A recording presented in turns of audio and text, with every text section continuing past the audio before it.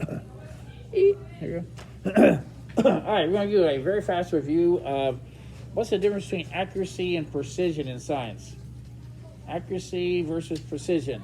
What's your definition? Accuracy, I thought it's like how close you are to the known. The known, and scientists do sometimes call it the known. What else do they call that?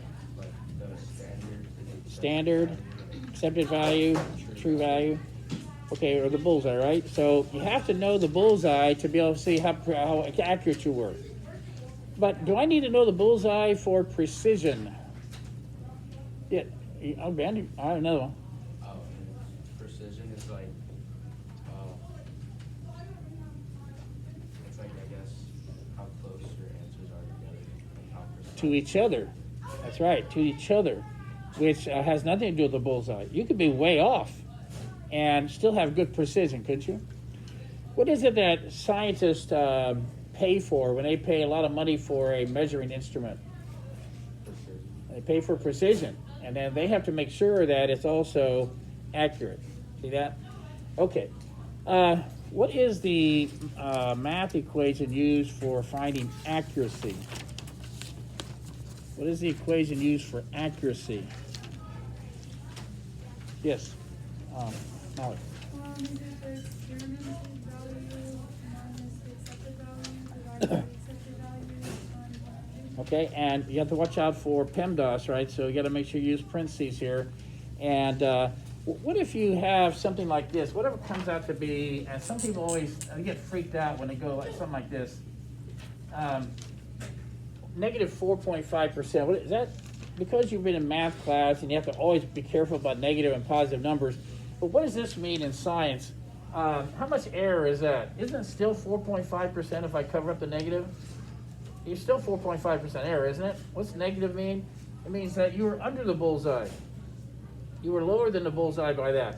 Whereas somebody else might get a positive 4.5%, and that's still 4.5% error, isn't it? They just were over the bullseye by 4.5%.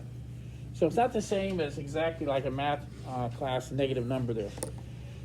All right,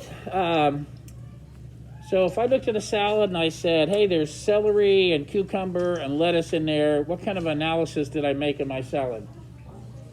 Qualitative. What if I take those out and find the mass of each and give you the numbers? What kind of analysis is that? Does that make sense? All right, and okay, that's a review. All right, there we go.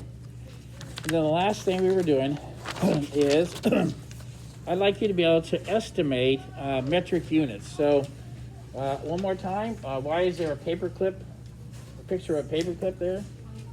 That's 1 gram. And what about a nickel? 5 grams. This one we'll talk about later, next chapter, but a kilogram is about 2.2 pounds. So how heavy is a newborn baby, you think? How many kilograms? So if you're a 6 or 7 pound baby, this is 6.6, 3 kilograms would be what? This is 2.2 pounds times 3, that's 6.6. So a newborn baby is about 3 kilograms, isn't it? Okay. All right. How about a doorknob? What's that? Meter. Okay, so the ceiling's about how tall? 3. All right, between 2 and 3. Here we go. Which one's bigger, yardstick or a meter stick? All right, meter stick is a lot bigger. Just a little bit bigger, right? About 3 inches bigger, not that much. So a football field's 100 yards, so how many meters would it be? It's 100 yards, so it wouldn't be quite 100 meters. So maybe 90-something meters. Okay. How about, what part of your little finger is a centimeter? Everybody know where that is? Everybody know? So some of you it's way up here, some of you it's way down here. All right, what about a dime? What's the thickness of a dime? Okay. Which one's bigger, a kilometer or a mile? How much? So how does a kilometer compare to a mile? 3/5. Okay, 3/5 or 6, about 0.6 miles, isn't it? So if you go half a mile, you go a little bit further than half a mile, that'll be about 0.6 miles. That's a kilometer. Okay. Or if you were going somewhere, would you go the number of miles versus the number of kilometers? Which number would be bigger? The number of kilometers or the number of miles? What do you think? Miles are bigger. There's more kilometers because they're smaller, right? Which one's bigger, the number of pennies in a dollar or number of dimes?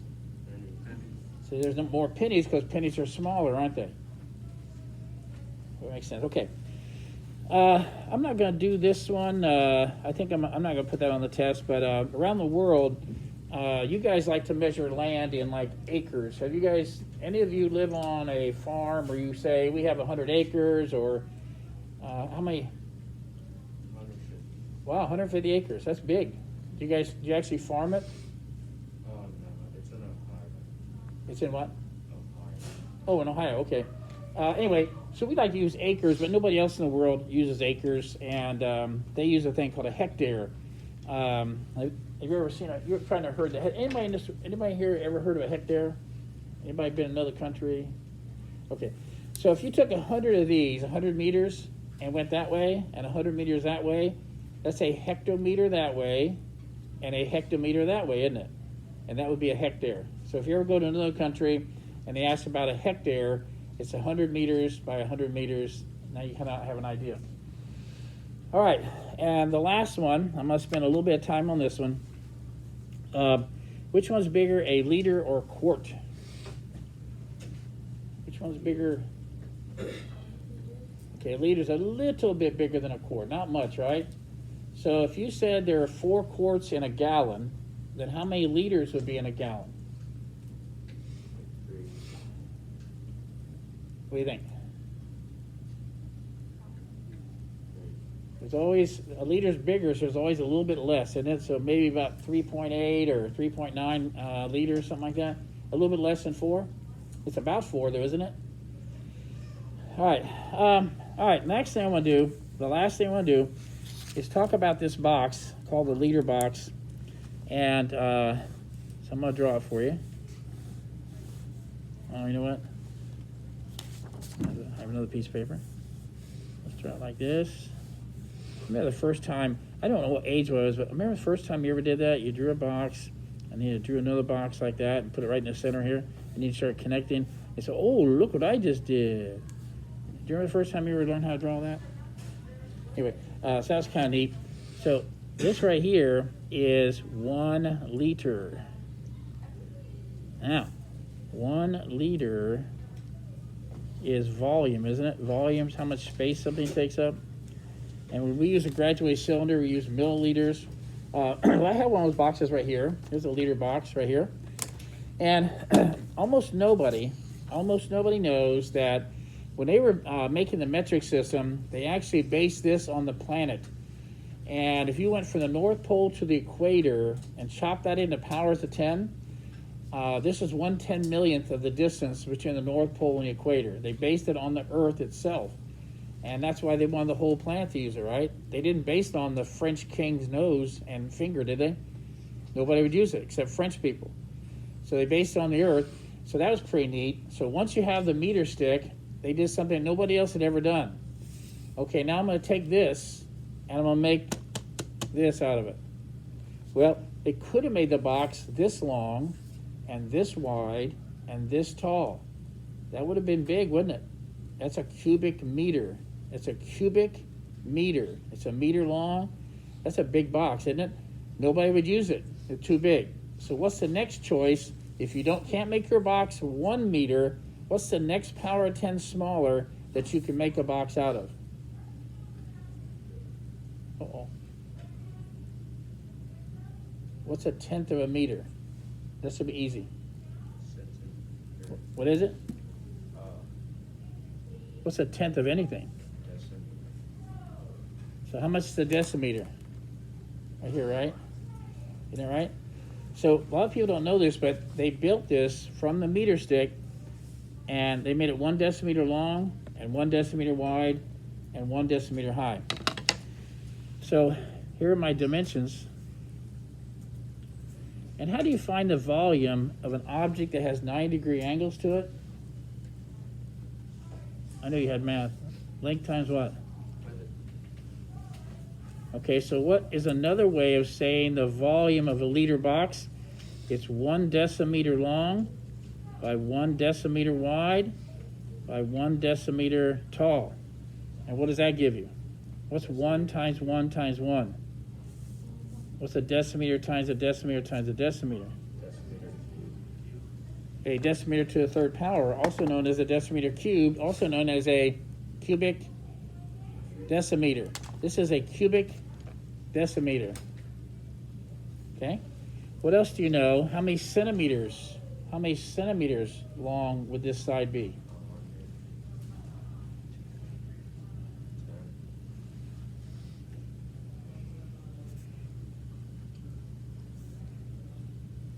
All right, so what's another way? We could say that this box is a liter. We could say this box is a cubic decimeter. We say this box is 10 centimeters long, 10 centimeters high, 10 centimeters wide. And what's another way of saying the volume of this thing? What's 10 times 10 times 10? 1,000. Okay?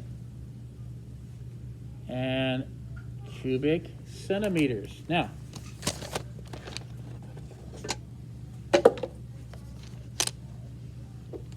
guess what this is?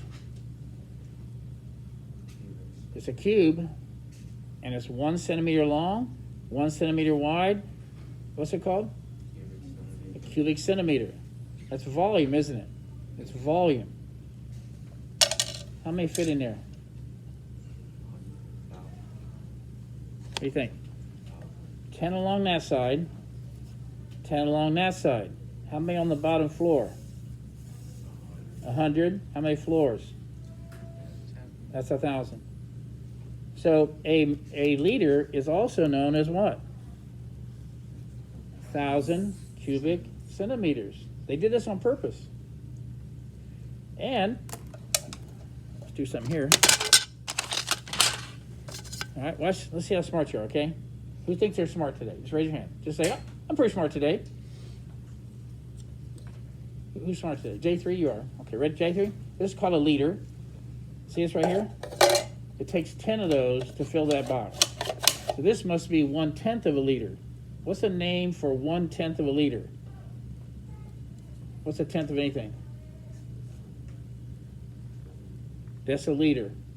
This is a deciliter of volume. Everybody see a deciliter? Okay, now, all right. Aiden, you're pretty smart. Aiden, see this right here? It takes 100 of those. 100 of those to fill it up. This is 1/100th of a liter. What's 1/100th of a liter? What? What's 100th of anything? You know your powers of 10? That's 100. What's 100th? No, that's a million. That's 1,000. You better know your powers of 10 before Thursday. What you got? 100th of a liter. What's 100th of a meter? What's 100th of a meter stick? Uh-oh. You gotta scare me now. Hey, what's 100th? What's the prefix that means 100th? Centi. If it's 100th of a meter stick, centimeter. What if it's 100th of a liter box?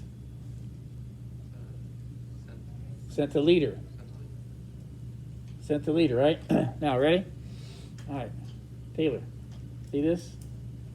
Takes 1,000 of those. What's 1,000th of a liter called?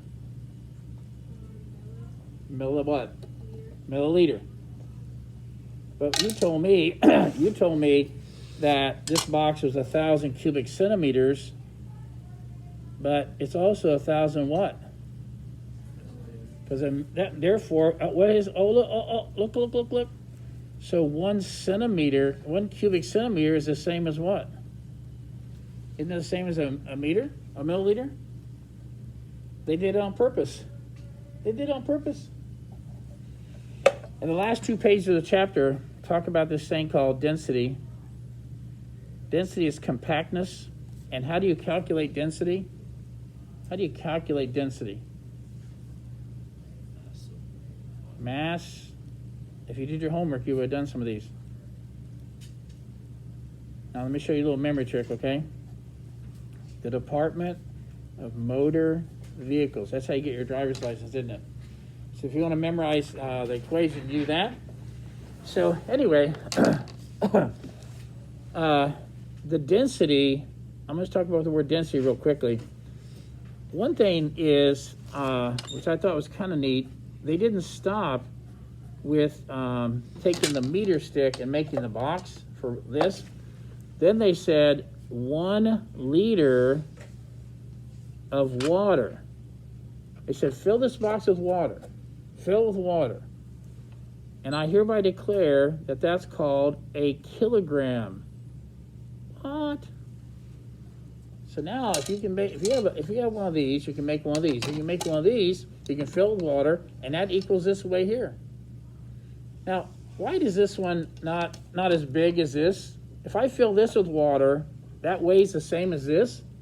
Why isn't this as big as that? It's more dense, isn't it? If I had a kilogram of gold has a density close to 20. A kilogram of gold would only be about maybe this big. What about a kilogram of air? It's really big. Okay, so here's what they did. I think it's beautiful what they did here. A liter of water is the same as 1,000 milliliters of water. Is that correct? Is a liter 1,000 milliliters? Yes?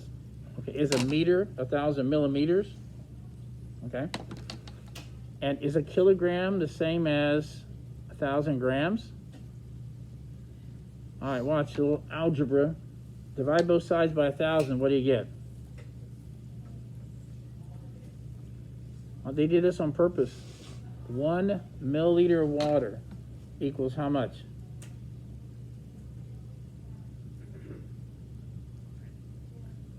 One what? 1 gram. They did it on purpose. So if you had 50 milliliters of water, how much would that weigh? Are you telling me this isn't one of the simplest things you've ever seen? They did it on purpose. Now watch this. What's the density of water? What's the density of water? Okay, give me a mass. All right, give me a mass. 1 gram. And what's its volume? 1 milliliter. So what's the density of water? 1 gram per milliliter. See, density has 2 units, doesn't it? 1, they did it on purpose. The density of water is 1. Now, why is that easy? Is that easy to remember? What if somebody else has a density of 5 grams per milliliter? What does that tell you? What do you think would happen? What does it mean to have a density of 5? Compared to water is what? 5 times more dense. You put that in water, it's going to sink, isn't it? What about somebody, what if you have a density of 0.5? What do you think about that? That's less than 1, isn't it? What's it going to do? It's going to float. And that made it simple, didn't it? It made it simple. It made everything simple. That was the whole idea, yes? Could you move up the paper? Okay, I'm sorry. Sorry about that. So, I hope I've impressed upon you the idea that why did the whole world eventually switch out of the system they had and go into this system? And if you ever tell yourself, oh, I hate the metric system, it doesn't make any sense to me. What? Which part doesn't make sense? How easy it is? Is that it? Well, you mean because they don't teach it to you since kindergarten. That's what makes it not as easy, isn't that right? If they started teaching at kindergarten, by the time you're 3rd grade, you'd have it down. Well, anyway, I'm done teaching. That's everything that I have for you. So what I like to do is I'd like to get into small groups. I don't want it too big. Okay, I don't want it too big. And what you have is this is a student made this one. Matter of fact, she had her name on it, Sarah Toad. I don't know if you're. Anyway. So what I have is you can go to one of these tables and you can say, well, hey, if there's only 2 of us here, then that's good. If there's 3 of us here, that's good. There's 4. And so what you do is you together, you use your notes. It's not even for a grade, is it? So anyway, you go and you try this, and if at the end of the period, all right, you want me to give you the answers tomorrow, or do you want them today? Do you want them today? Maybe, you want them today? Okay, so what I'll do is, I'll send 2 stacks out. But here's the way I would do it. I put these, I wouldn't look at these right away, okay? I'd probably do a whole page of the group, and then look at the answers. How about that? All right, let me go ahead and put these out. Try to get a really good group, get a good group and say, look, we have the rest of today and tomorrow to get ready for this test, and you just have to tell yourself there's no reason I can't get ready. Mr. King, do you need to know, this form?